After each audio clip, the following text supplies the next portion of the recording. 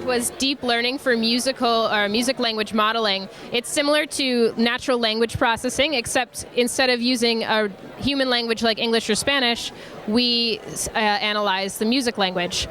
So essentially what we're trying to do is every time a group wants to do something with music, either music generation, music transcription, they have to go through this whole process of finding the best model to use. Now, they never explain how they came to that. They just say, here's a model, it works, trust us. We wanted to show all of the different kind of models that you can use to alleviate some of the growing pains for other researchers.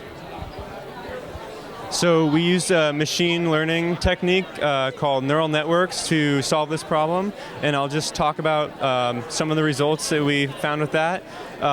When we build a model that just predicts sequence of pitches, we're not thinking about rhythm at all, just pitch, we can predict the next pitch in a melody with up to 44% accuracy. And then we also have some models where we predict both pitch and rhythm, and those models can predict with about 32% accuracy. And we hope that this research will be helpful to computer music generation and music transcription. Our project for the summer was to do interactive music transcription. The main objective for this is to have human performance of a piano piece and have a machine transcribe it into a human readable score.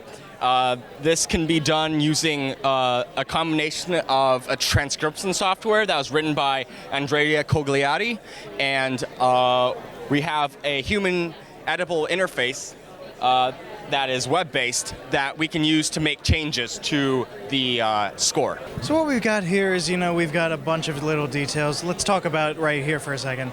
So to get each individual part of what we're trying to edit, we have to use this nice and powerful software called Verovia.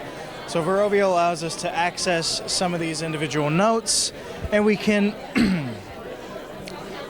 take some notes and we can edit them. So for example, this was originally right around here. Now we've moved it up a little bit. So with these things, we can also edit some pitches, we can change some quantization techniques, and we can do quite a few different things with it.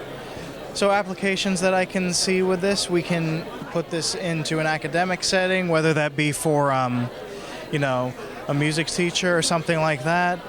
Students learning to dictate. We can also put this into musicology to try and see certain patterns within music.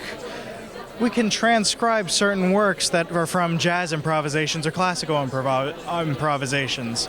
And, we can just make different other things from brand new pieces that we feed it, and it'll be awesome. This summer, we got to work with Rockspeak. Rockspeak is an automated system that when you upload a video to it, will provide you different feedback on your public speaking ability. So it will, if you notice here, point out different visual features and audio features. Visual features being stuff like smile intensity, and audio features being stuff like volume. So our goal this summer was to try to replace the human assigned ratings over here with a computer assigned rating in order to automate the system as a whole. In order to make our feedback system as useful as possible, we needed to know which features of videos were the most important for determining ratings. And what we found from our analysis in here is that the most relevant features were the visual features of the videos, specifically the speaker's facial expressions. But as we dug deeper, we found that men and women need to perform different facial expressions to get higher ratings. So it turns out that the problem is more complex than we thought, and the feedback that we want to provide needs to depend on the gender of the speaker. Our research project for the past 8 weeks had been assessing the audio qualities of iconic jazz as time moved on and remastered versions of these songs have been reproduced. We had looked into several different things, including signal-to-noise ratio, total harmonic distortion, as well as bark frequency analysis, and we're just assessing the features of these songs through the different mediums. Some of the things we explored, specifically signal-to-noise ratio, We took our different versions and we found that the LPs, these are the 1959 and the 2000 LPs, were significantly noisier. There was a smaller ratio between the signal and the actual noise. Another interesting finding we found was with our bark frequency analysis up here. Just looking at the amount of power given to each frequency band, we found that over time, especially the most recent releases, had a significantly increased amount of bass. One of the really cool applications, we think, of analyzing pre-recorded material and trying to find ways of extracting this kind of information is we can then use this kind of information to take a recording, for example, and determine what time period it was and ultimately, hopefully, even which record label it was.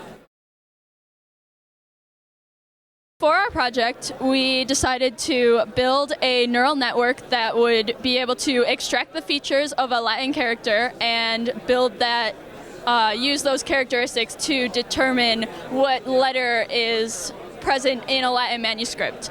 And so what we did was we took a full Latin manuscript, as you can see here, and we broke that into individual lines using some computer vision techniques. Then we had a fixed box size window segmenter that would go across the entire image and create a series of smaller images that each contained one or partial characters.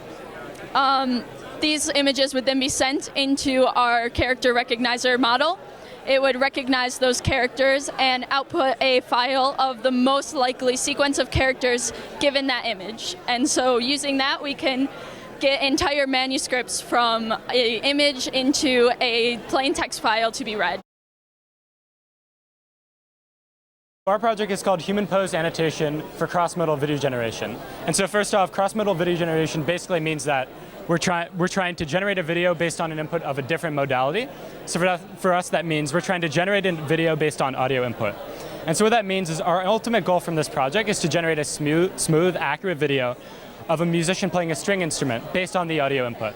And how we plan to do that is to use a recurrent neural network. It's called a GAN, a generative adversarial network, to be able to take in skeletal information, as you can see on the poster right there, and audio input from them actually playing, and be able to generate an artificial video of them playing that music. And so, more specific. So some of the specifics about how we're going to end up generating this video is we want our neural network to learn a joint representation of audio and posed data. So what it's eventually going to be able to do is it's going to learn what parts of the audio correspond to changes in the skeleton, right? So eventually it's going to be able to take this joint representation and given an audio input, it's going to be able to create a skeleton. The skeleton is going to move in accordance with what the audio is doing. And eventually we're going to pass that into a video generation conditional GAN, and our output is going to be smooth, accurate video of the person playing the song. So this is a pretty fundamental application of some of these networks and some of these models. What people are going to be able to do to extend this work is pretty broad, right? Basically, this is one of the first tasks that's used this sort of cross-modal approach to video generation. So basically, anything where there's correspondence between human pose and noise is where this is going to be useful, right? This sort of generation is not limited to music. Music just happens to be a field where it's very, very prevalent. This correlation is very strong.